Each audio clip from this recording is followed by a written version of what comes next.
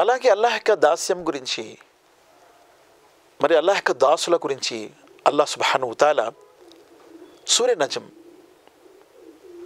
సూరా number 53 ఆయత్ number 10లో ఇలా అంటున్నారు, ఫఔహా ఇలా అబ్దిహి మా ఔహా. ఆ తర్వాత ఆయన అంటే అల్లాహ్ తన దాసునిపై తన యొక్క సందేశాన్ని, వహీని, దివ్య విష్కృతిని దింపారు. ఇక్కడ కూడా ముహమ్మద్ సల్లల్లాహు అలైహి వసల్లం వారికి నా దాసుడు అని అల్లాహ్ సుబ్హానహు వ తఆలా అంటున్నారు. కాబట్టి ప్రవక్తలందరూ అల్లాహ్ యొక్క దాసులే. ఈ రకమైనటువంటి భావనే అల్లాహ్ యొక్క దాస్యము. తర్వాత మరొక వాక్యం ఉంది, అది సూర జిన్ సూర నంబర్ 72 ఆయత్ నంబర్ 19. వఅన్నహు లమ్మా ఖామ అబ్దుల్లాహి యదుఊహు కాదు యకూను అలైహి లిబదా. నా దాసుడు అంటే ముహమ్మద్ సల్లల్లాహు అలైహి వసల్లం వారు నా ఆరాధన కొరకు కాబాలో, మక్కాలో నిలబడేటప్పుడు ముకుమ్మడిగా అందరూ కలబడి ఆయనపై దాడి చేస్తున్నారు. ఆయన్ని మాబ్లించింగ్ చేయాలని చెప్పి ఆయనపై దాడి చేయాలని అనుకుంటున్నారు అనే మాట చెప్పడంలో కూడా అల్లాహ్ సుబ్హానహు వ తఆలా అక్కడ ముహమ్మద్ సల్లల్లాహు అలైహి వసల్లం వారిని నా దాసుడు అని అల్లాహ్ అంటున్నారు. కాబట్టి భూమి ఆకాశాల్లో ఉన్నవారంతా కూడా అల్లాహ్ యొక్క దాసులే. ఎవరు కూడా అల్లాహ్ యొక్క దాస్యాన్ని తిరస్కరించారు. అల్లాహ్ యొక్క దాసులుగా నమ్మటం అనేది, ప్రవక్తల్ని, దైవదూతలను అల్లాహ్ యొక్క దాసులు అందరూ కూడా అని నమ్మటమే ఇది అల్లాహ్ యొక్క దాస్యము.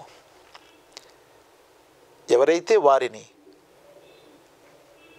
దేవుని కుమారులని, కొడుకులని, కూతుళ్ళని భావిస్తారు వారు అల్లాహ్ యొక్క దాస్యం నుండి తప్పిపోతారు. ఇక మనము ఒక హదీస్ విందాము. ఆ హదీస్ సహీహ్ ముస్లింలో ఉంది. హదీస్ జిబ్రీల్ అని అంటారు. ఒకసారి జిబ్రీల్ అలైహిస్సలాం వారు ముహమ్మద్ సల్లల్లాహు అలైహి వసల్లం వారి వద్దకు ఒక మనిషి రూపంలో వచ్చారు. వచ్చి ప్రవక్త ముహమ్మద్ సల్లల్లాహు అలైహి వసల్లం వారి దగ్గరికి ఆయన మోకాలు ఆంచి కూర్చున్నారు. ఇది తల రజులున్ అలైనా షదీదు షియాబ్ వ షదీదు సవాద్ షహర్ లా యురా అలైహి అసర్ సఫర్ వలా యారిఫు మిన్నా అహద్ హత్తా జలస ఇల నబీ సల్లల్లాహు అలైహి వసల్లం. ఒక అపరిచిత వ్యక్తి రూపంలో, తెల్లటి బట్టలలో, నల్లటి జుట్టుతో ఒక వ్యక్తి మస్జిద్లో ప్రవక్త ముహమ్మద్ సల్లల్లాహు అలైహి వసల్లం దగ్గరికి వచ్చారు. ఆయన మోకాలు ఆంచి ఆయన దగ్గర కూర్చున్నారు. సుమ్మ ఖాల యా ముహమ్మద్ అక్బిరిని అనిల్ ఇస్లాం. ఆ తర్వాత అడిగారు, ఇస్లాం అంటే ఏంటి అని అడిగారు. అల్ ఇస్లాము అన్ తష్హదు లా ఇలాహ ఇల్లల్లాహ్ వ అన్న ముహమ్మద్ రసూలుల్లాహ్ వ ఇకామిస్ సలాత్ వ ఇతాఇజ్ జకాత్ వ లజ్జ వ సౌమ రమదాన్. ఇస్లాం అంటే ఏంటి? ఇస్లాంకి 5 మూల స్తంభాలు ఉన్నాయి. షహాదా, సాక్ష్యం ఇవ్వటము, అల్లా తప్ప మరొక ఆరాధ్య లేడని, ముహమ్మద్ సల్లల్లాహు అలైహి వసల్లం అల్లా యొక్క ప్రవక్త అని. నమాజ్ని స్థాపించటము 5 పూటలు, జకాతిని చెల్లించటము, రంజాన్ యొక్క రోజాలు, ఉపవాసాలు పాటించటము, స్తోమత ఉంటే జీవితంలో ఒకసారి హజ్ చేయటము. ఇదే ఇస్లాం అన్నారు ముహమ్మద్ సల్లల్లాహు అలైహి వసల్లం వారు. వెంటనే మీరు సత్యం చెప్పారు అని అన్నారు. వినేవారు ఆశ్చర్యపోయారు. ఈయన ప్రశ్న అడుగుతున్నాడు, మళ్ళా మీరు సత్యం చెప్పారంటున్నాడు. ఎవరైనా అడిగే వ్యక్తి అని చూస్తున్నారు. ఫాక్బిరిని అనిల్ ఈమాన్. ఈమాన్ అంటే ఏంటో చెప్పండి అని అడిగారు. అంతుమిను బిల్లాహి వ మలాయికతి వ కుతుబి వ రుసులి వల్ యౌమిల్ ఆఖిరి వల్ ఖద్రి ఖైరి వ షర్రి మినల్లాహి తఆలా వల్ బఅస్ బఅదల్ మౌత్. ప్రవక్త ముహమ్మద్ సల్లల్లాహు అలైహి వసల్లం అన్నారు, ఈమాన్ అంటే అల్లాహ్ను విశ్వసించాలి, అల్లాహ్ యొక్క దైవదూతలను మరియు అల్లాహ్ యొక్క ప్రవక్తలను, అల్లాహ్ యొక్క గ్రంథాలను, ఓ మలాయికతి ఓ కుతుబి ఓ రుసులి, దైవ ప్రవక్తలను, దైవ గ్రంథాలను, దైవదూతలను, దైవ ప్రవక్తలను విశ్వసించాలి. అల్లాను, అల్లాహ్ యొక్క దూతలను, గ్రంథాలను, ప్రవక్తలను, పరలోకంని, అలాగే విధిరాతని, అలాగే మరణానంతర జీవితాన్ని, చనిపోయిన తర్వాత తిరిగి లేపబడతామని, వీటిపై విశ్వాసం ఉంచటం ఇదే విశ్వాసము, ఈమాన్ అన్నారు. ఖాల ఫఅక్బిరిని అనిల్ ఇహ్సాన్ అన్ తఅబుదుల్లాహ్ కఅన్నక తరావ్ ఫఇన్ లమ్ తకున్ తరావ్ ఫఇన్నహు యరాక్. ఇహ్సాన్ అంటే ఏంటో చెప్పండి అని అడిగారు. ఇహ్సాన్ అంటే ఏంటి అడిగారు.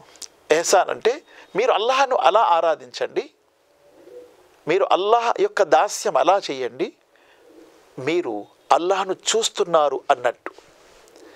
లేదా అల్లాహ్ యొక్క దాస్యం చేసేటప్పుడు మీరు అల్లాహను చూస్తున్నారు అంతటి శక్తి మీలో రాపోతే అల్లాహ్ మిమ్మల్ని చూస్తున్నాడు అని భావించండి.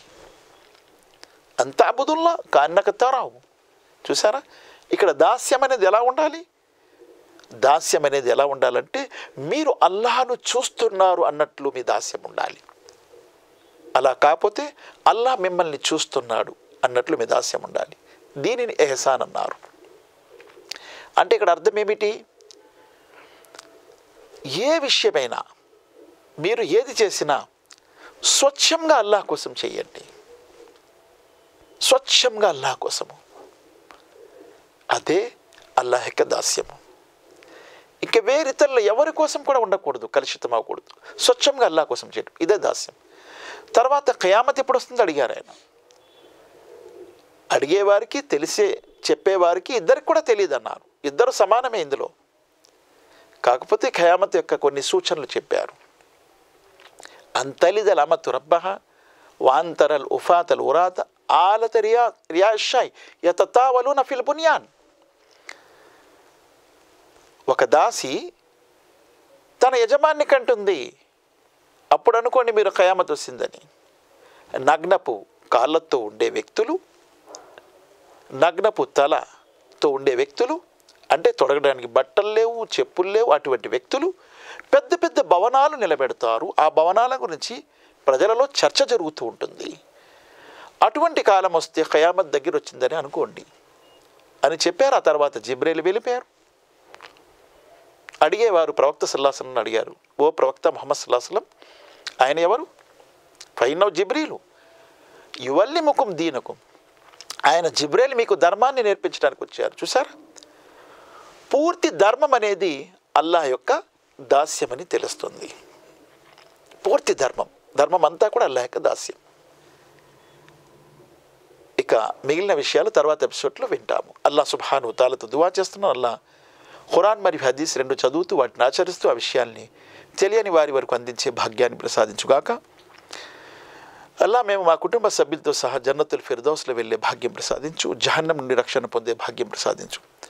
సుబ్హాన రబ్బిక రబ్బిల్ ఇజ్జతి అమ్మా యసిఫూన్ వసలామున్ అలల్ ముర్సలీన్ వల్హమ్దులిల్లాహి రబ్బిల్ ఆలమీన్ బిరహ్మతిక యా అర్హముర్ రాహిమీన్.